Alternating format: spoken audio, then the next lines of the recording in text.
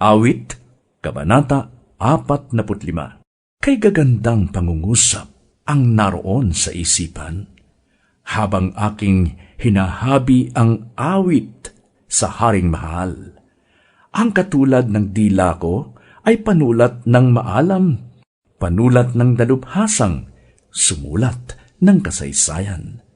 Sa lahat nga ng nilikha, makisig kang hindi hamak. Kapag nagtatalumpati, pambihira kung mangusap. Ikaw nga ay pinagpala ng Diyos sa tutuwina.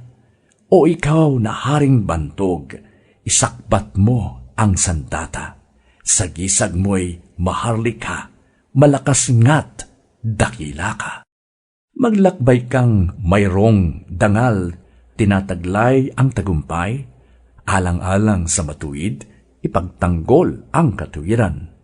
Tagumpay ay matatamo sa lakas mong tinataglay.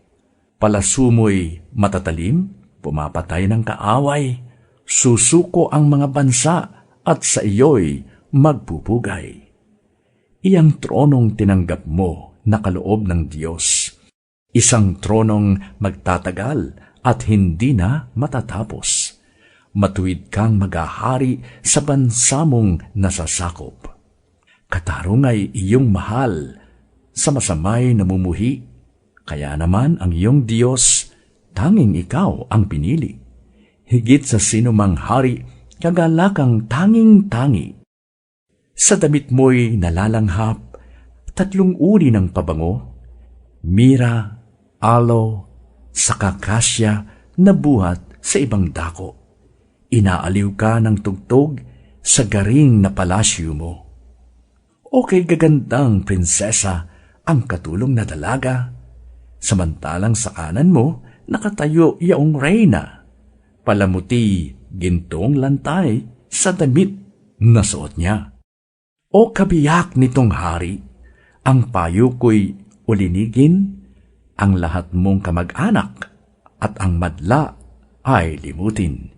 Sa taglay mong kagandahan, ang hari ang paibigin, siya'y iyong Panginoon, marapat na iyong sundin. Yaong mga taga-Tiro, handog nila ay dadalhin, pati mga mayayaman sa iyo ay susuyurin. Ang prinsesa sa palasyo'y pagmasdan mo't anong ganda, sinulid na gintong-ginto ang hinabing damit niya. Sa magkara niyang damit, sa hari ay pinapunta, mga abay ay kasama, haharap sa hari nila. Sama-samang masasaya, ang lahat ay nagagalak, nagsipasok sa palasyo, kanyang hari ay hinanap. Darami ang iyong supling sa daigdig magahari, kapalit ng ninuno mo sa sinundang mga lahi.